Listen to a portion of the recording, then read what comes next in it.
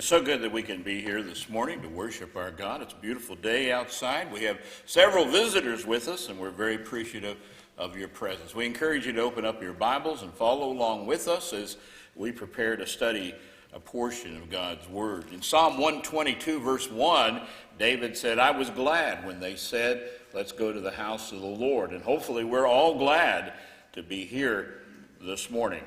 As you can see in the news and notes, we're going to spend a little time this morning talking about Jeroboam. Now, some people may say, well, who was Jeroboam? But we see that he was one of the kings of Israel after the great division took place. He started to make some changes in the worship structure of Jerusalem and Judah at that time. I want us to start off by looking at 2 Kings 17, verses 21 through 23. And it says, when he, and referring to God, it says, when he had torn Israel from the house of David, they made Jeroboam, the son of Nebat, king. Then Jeroboam drove Israel away from following the Lord and made them commit great sin. The sons of Israel walked in all of the sins of Jeroboam, which he did. They did not depart from them until the Lord removed Israel from his sight. And as he spoke through all his servants and prophets, so Israel was carried away into exile from their own land to Assyria until this day. One of the problems that Jeroboam was involved in is that he created his own religion. He started making changes. He was fearful that his people would want to return to Jerusalem. Keep in mind the temple was there. That's where the priests were. He was afraid they would return and then ultimately kill him. So what does he do? Well, he's going to change the religion. He's going to change the gods. He's going to change the place of worship. He's going to begin appointing priests outside of the tribe of Levi to suit his own intentions. And we see that a lot of people begin to go along with that. And then ultimately, because of that, as a punishment from God, they will be led away into Assyrian captivity. Here's just a brief review of some of the things that we can recall about King Jeroboam. He was the first king of Israel. After that point, it was Israel and Judah, but he was the first king of Israel. Ahijah the prophet explained the divided kingdom to him with a torn garment. He made the 2 gold calves, which is interesting. That's what got Israel in trouble originally at Mount Sinai after they had left Egypt. They built a golden calf and said, "This is the God that delivered us from Egypt." And then they suffered too because of that. We see that he placed his hand on an altar, and as a result of that, his hand withered when he straightened it over an altar. And we see that he was a king for almost 22 years. As most of us recall, Israel did not have what we refer to as one good king. Now, when we say good, that doesn't mean they're perfect, they're ideal, but that they did some good things and tried to worship God, although sometimes they failed. Now, Judah had a few good kings, but the vast majority were evil and bad. King Jeroboam went his own way. And I think there's some lessons that we can draw from that, because sometimes we want to go our own way. A group of people will come together and we say, well, we want to worship God, but we want to do it in our own way. Well, that's going to get us into trouble, just like it got these folks into trouble. We have to do it God's way. But people say, well, we live in America and majority rules, and we should be able to get together and vote on it and decide and determine what it is that we want to do, and that's fine. God should accept it. It's never been that way. Never been that way. It's pretty much with God, this is what you're going to do. Yes, you have a choice, but if you choose wrong, there will be consequences. That's what we hear presented throughout the scriptures, and it's still true today. Well, we want to make a few general observations about this religion of Jeroboam, and keep in mind we see some similarities between his religion and the religion of God at the time. And we see that his source of religion was his own human wisdom, his own reasoning. We get into trouble when we start thinking, don't we? Well, I've been thinking. A lot of times our thinking isn't God's thinking. Keep in mind, Jeremiah said in 10:23 that God's thoughts are above our thoughts. God's ways are above our ways.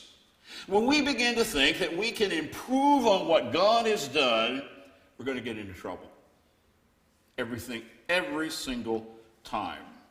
In 1 Kings 12, verses 28 through 29, so the king consulted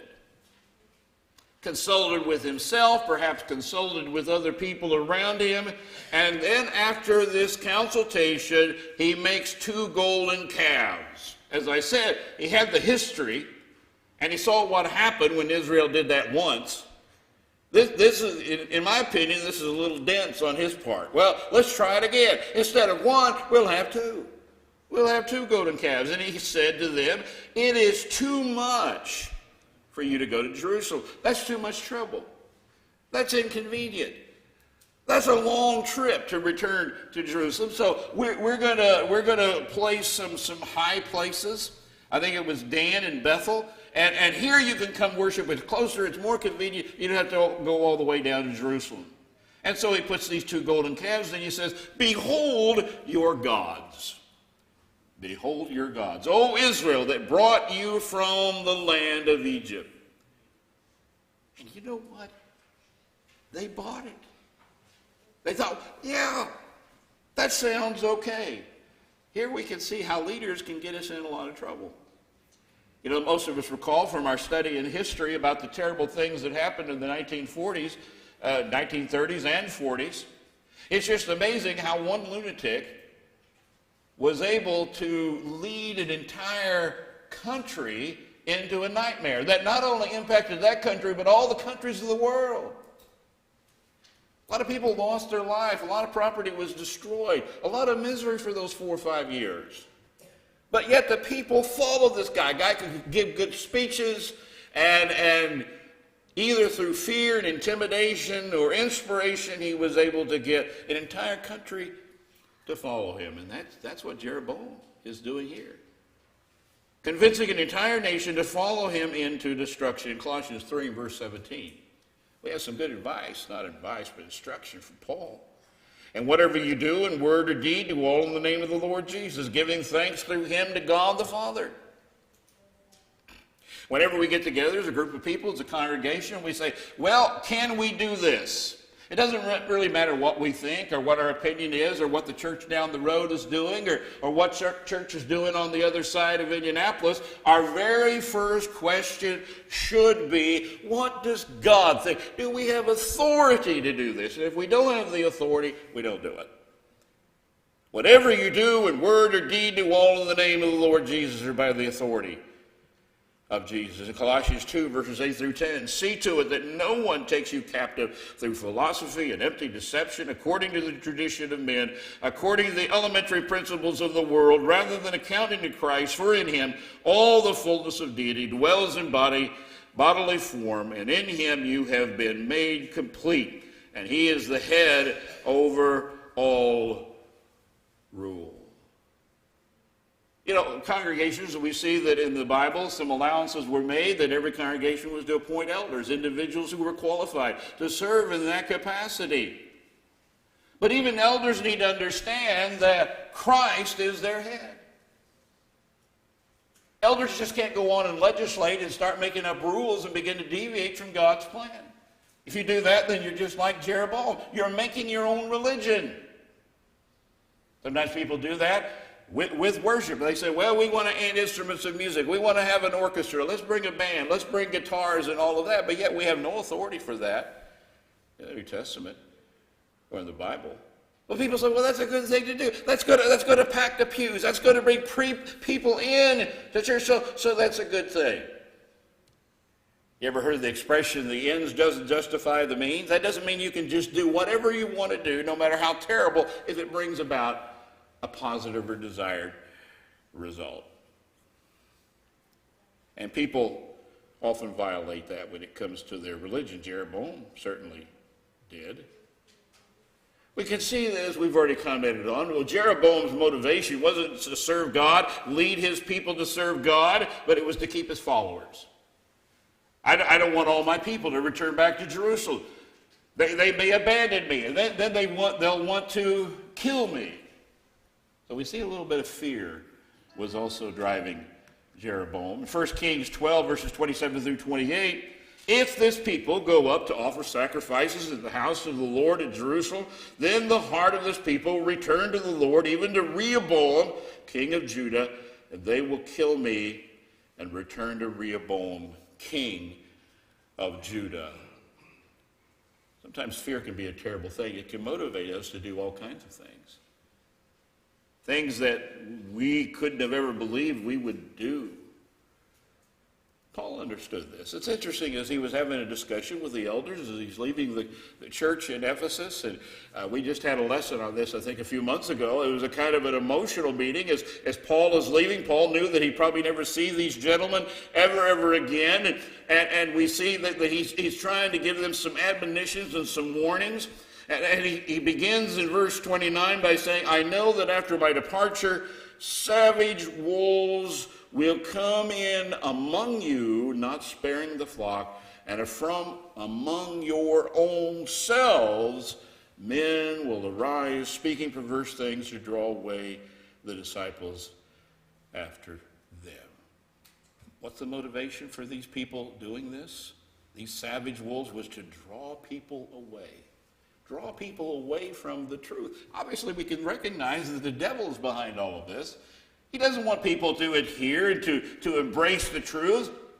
Sometimes he's okay if we have a semblance of the truth, something that's similar to the truth, but isn't quite identical. In 2 Peter 2, verses 1 through 2, but false prophets also arose among the people, just as there will be false teachers among you who will secretly introduce destructive heresies, even denying the master who brought them, bringing swift destruction upon themselves. And many will follow their sensuality, and because of them the way of the truth will be maligned. People believe that we can compromise our scriptural authority, that we can compromise our morality, God-given morality, that we can change it, that we can begin to whitewash it, weaken it. People believe that all kinds of lifestyles are acceptable to God. But yet it's not by the authority of Jesus Christ, not by the authority of God. His appeal was convenience. You know, none of us want to be inconvenienced. You know, you're getting up in the morning and you say, well, I got to get to work and I'm running a little bit behind. And you go outside, you get in your car, and you either turn the key or push the button. A lot of people have buttons now they push in their cars. And all you hear is that sickening click, click, click, click sound. What does that mean? Well, the battery's gone. And so there you are. Well, I've only got 20 minutes to get to work. What am I going to do? Well, maybe you're lucky. You got one of those chargers or something, and you can charge up the battery a little bit. Or maybe you're going to have to call, some wrecker service to come in, and AAA to come in and help you out. But that's going to take time. You're going to end up being an hour or two late, and you say, this is just inconvenient. Often life is inconvenient. Whenever things don't work out exactly the way that we hope they would, we get inconvenient. How do we act or react to that? Well, a lot of people want their religion convenient. And we see that since the pandemic has hit us, that now we have this live streaming. And it's a wonderful thing, especially for people who are sick and ill, older folks, people maybe recovering from surgeries, individuals that can't get out. Yeah, that's wonderful. But when people begin to make conscious decisions, well, I just don't feel like getting up and getting dressed and going to services, so I'll just stay home and stream. I've got some serious problems with that, and I think God does too. When we're making that choice, that's our preference. And why are we doing it? Well, that's convenient. I can stay in my bathrobe and my easy recliner and watch worship. And we can see that a lot of that's going on right now, but that's no substitute for us actually coming together. Having this physical intimacy and contact where we come together and worship together. And this is kind of like what Jeroboam said. You don't need to go all the way to Jerusalem. That's too far. But that's what God had commanded. That's where the temple was. That's where the priests were. 1 Kings 12, verses 28 through 29, so the king consulted and made 2 golden calves, and he said to them, it is too much for you to go up to Jerusalem. Behold your gods, O Israel, that brought you up from the land of Egypt. Well, once again, Paul gives a similar warning to the preacher Timothy. I solemnly charge you in the presence of God and of Christ, who is to judge the living and the dead, and by his appearing and his kingdom. Preach the word, be ready in season, out of season, reprove, rebuke, exhort, with great patience and instruction, for the time will come when they will not endure sound doctrine, but wanting to have their ears tickled, they will accumulate for themselves teachers in accordance to their own desires, and will turn away their ears from the truth, and will turn aside to myths. You see, I have the underlined portion, preach the word in season, out of season. I've sometimes said when it's convenient, when it isn't convenient. Preachers are to preach the truth even if it's going to get them in trouble. Sometimes preachers have to preach the truth and they end up getting fired. So be it. The truth must be taught. As Paul said, he declared the whole counsel of God. It's not a smorgasbord arrangement. We say, well, I want that truth, but I don't like this truth. Forget that truth. That stings and hurts a little bit. When it stings and hurts a little bit, that's what we need. That's what we need. I remember as a young boy growing up, you know, I'd get bronchitis or a cold or whatever, and Mom would give me the foulest tasting cough syrup you could imagine. But she said, well, if it doesn't taste bad, it's not going to do any good. Did your parents ever try to convince you of that? I was so glad when I was finally able to take pills, get away from the bad tasting medicine. Well, something else that we see with Jeroboam, his religion was similar to the truth. Well, it's close. Several years ago, Cindy and I took a trip out to San Diego, and it's close to the Mexican border, and we took a bus tour, and we went down to Tijuana. And that was a real eye-opener. You know, as soon as we got off the bus, there was all these children. They had all kinds of trinkets and things, and they're trying to sell them and preying on the sympathy of the tourists. And then you'd have some guys, and they got all kinds of wristwatches, and they say, here, you can have this Rolex for $50. $50. I've never had a Rolex. I don't think I ever will, but I mean, if you know a little bit about it, those are expensive watches. I never understood that. Why would you want to spend $10,000, $20,000, $30,000 on something that just tells time? That's what people do. Now, but these things, they kind of look like a Rolex. They were similar. But then after closer examination, if you kind of looked at it, you say, man, this thing is cheap. It's not the real, genuine article. And that's what Jeroboam was selling here to the people. He said, well, I'll give you something like true worship to God. It's similar, but it's not. It's a cheap imitation. And it's sad and tragic today that a lot of people throughout our country are satisfied with a cheap imitation of the Lord's church and God's law. That's not going to get us to heaven. Just like if I'd have bought one of those old cheap Rolexes, I heard people that had bought them, and they said, you know, they tick and work for a few days, and then they stop. You know, we see. Let's look at some ways that Jeroboam's religion was similar to the truth. It set up places of worship. That's similar to Jerusalem. Places in Dan and Bethel, that's similar. That'll work. Made 2 golden calves and called them God. Well, here's your gods. We can see also they begin to worship all the gods of Canaan as well.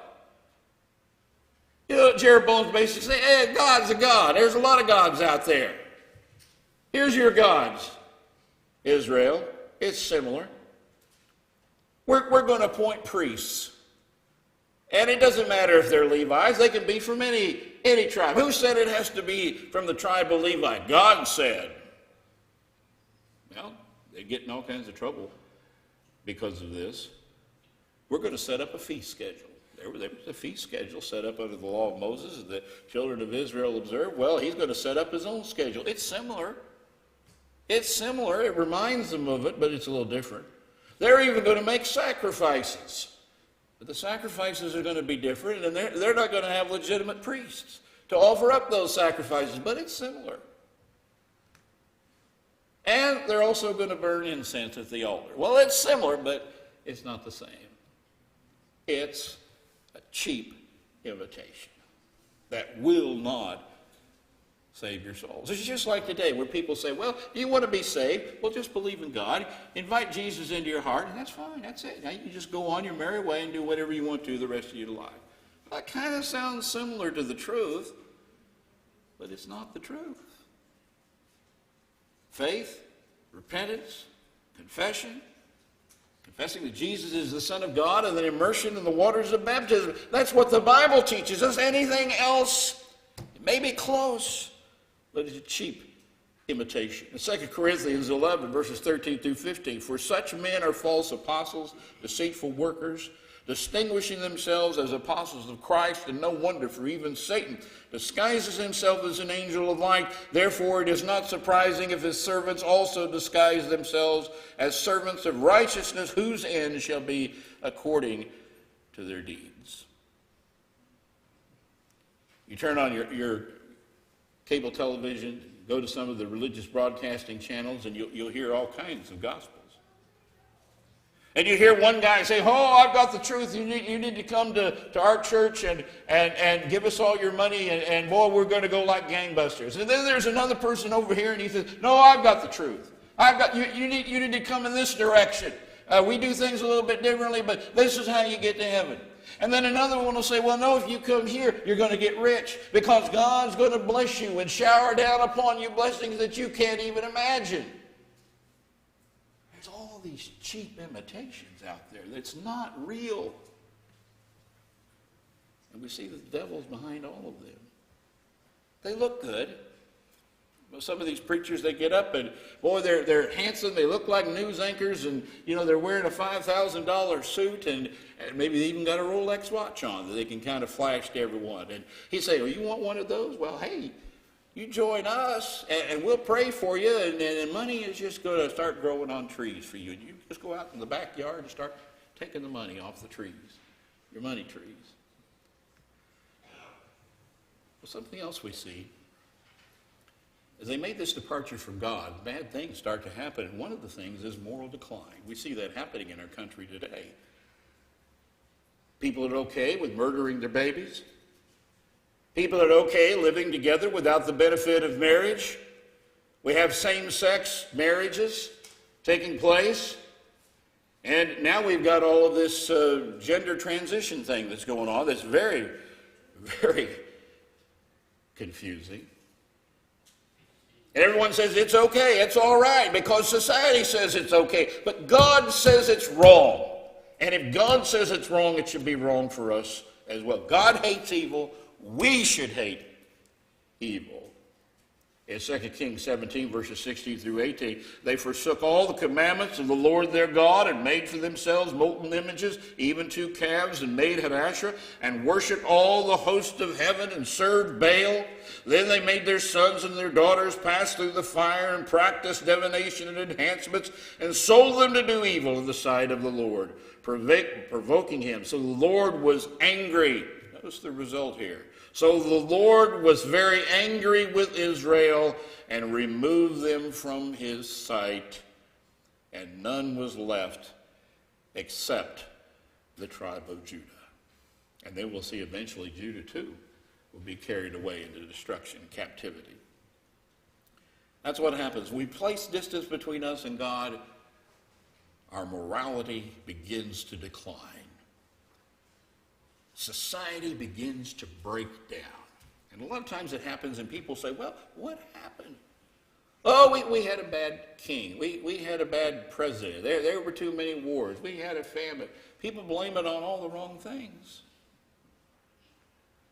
2 Timothy 3, verses 13 through 14. But evil men and impostors will proceed from bad to worse, deceiving and being deceived. You, however, continue in the things you have learned and become convinced of, knowing from whom you have learned them. As we've been seeing with Israel, the result is destruction. The result is destruction. We need to be aware of this. In 2 Kings 17, verses 21 through 23, When he torn Israel from the house of David, they made Jeroboam the son of Nebat king. Then Jeroboam drove Israel away from the following of the Lord and made them commit a great sin. The sons of Israel walked in all the sins of Jeroboam, which he did. They did not depart from them until the Lord removed Israel from his sight. As he spoke through all his servants and prophets, so Israel was carried away into exile from their own land to Assyria until this day. They followed Jeroboam's religion, not God's religion, Jeroboam's religion, and we see where it got them. Now, God may not carry the United States away into captivity like he did Israel and Judah. Bad things could happen. But what about just the judgment? When the Lord returns and we have to stand face to face with him, eye to eye, and now he's going to begin looking at our life in retrospect. Well, let's just see what you did with your life. Let's look at your decisions and your choice. Did you love God with all of your heart, all your soul, all your mind, and all your strength? Was God your number one motivation, or did you allow other things to intrude, interfere, and interrupt your service to God? Think about that. In a way, it's like being stripped naked, spiritually speaking, before God. He's going to be able to see everything. He'll see every blemish, mole, every imperfection in our soul. That's scary. That's frightening. And if we end up losing our soul, we can't blame anyone. We can't say, well, it was the preacher's fault, it was the elder's fault, oh, it was mom and dad's fault, or oh, it was just life, and it was my health, I was just sick all the time. People are going to try to get away with that, and that might help you get through life, and you get a lot of sympathy. But it won't with God. In 2 Kings 17, verse 18, so the Lord was very angry with Israel and removed them from his sight, and none was left except the tribe of Judah. We just read that, but included that there for emphasis. In Matthew 13, verses 40 through 43, we find another application, which is a little bit closer to us. It said, therefore, just as the tares are gathered up and burned with fire, so shall it be at the end of the age. The Son of Man will send forth his angels, and they will gather out of his kingdom all the stumbling blocks and those who committed lawlessness, and will cast them into the furnace of fire. In that place there shall be weeping and gnashing of teeth, and the righteous will shine forth as the sun in the kingdom of their Father. Who has ears, let him hear. Now, this is related to the parable of the tares. Most of us recall it was wheat. Tares were planted, it said, by the enemy. Tares, as they were growing up, they often looked just like the wheat. Eventually it would become apparent, the difference. So this was an agricultural story. Jesus often used those that everyone could relate to. But he said that the Lord was going to send his angels out and separate that, pull out the weeds. In other words, we're talking about weeds. We need to ask ourselves the question, am I just a weed in God's eyes? You go out to your flower bed in your garden, what do you do when you see weeds growing up? You pull them up. Get them out there.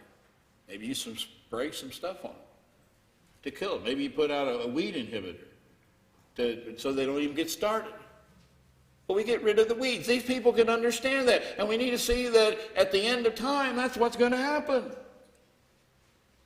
The weeds are going to be separated from the wheat. The wheat are those who wanted true and pure religion, who wanted to have a relationship with God. The weeds are the ones who were satisfied with a cheap imitation. Something that's similar, but maybe is a little bit easier and a little more convenient. So we look at the sin of Jeroboam. Let's make a few general observations about him. One, we've already commented on this, he allowed fear, pride, and I believe greed to dominate him. He was afraid of losing his people. Sometimes congregations can fall into that same trap, especially the leadership of congregations, whether it be a preacher or elders or whatever. Often the one thing that elders fear is people leaving. And often it's looked at, well, if people leave, there's something wrong. And it could be. There may be something wrong. Perhaps the leadership isn't what it should be. But sometimes elderships will make all kinds of compromises, even compromising the truth to satisfy and to pacify everyone so they don't leave. I want to keep all my people. So we see that fear. And so they say, well, we have to dial down the truth and the preaching a little bit. We got to dial down our teaching because we don't want to be offensive to anyone. So we're not going to say anything that offends anybody. We're only going to present pleasantries and make people feel good and make people laugh. And that'll keep people from leaving, and perhaps will even attract more people. That's fear. Sometimes we operate from the perspective of fear and then also some pride. I remember I was visiting one congregation once, and this one preacher would say, oh yeah, I said, well, you've had a lot of growth. Oh, we've had remarkable growth. We're going to be the first Church of Christ mega church. Wow, what? We're going to be the first Church of Christ mega church.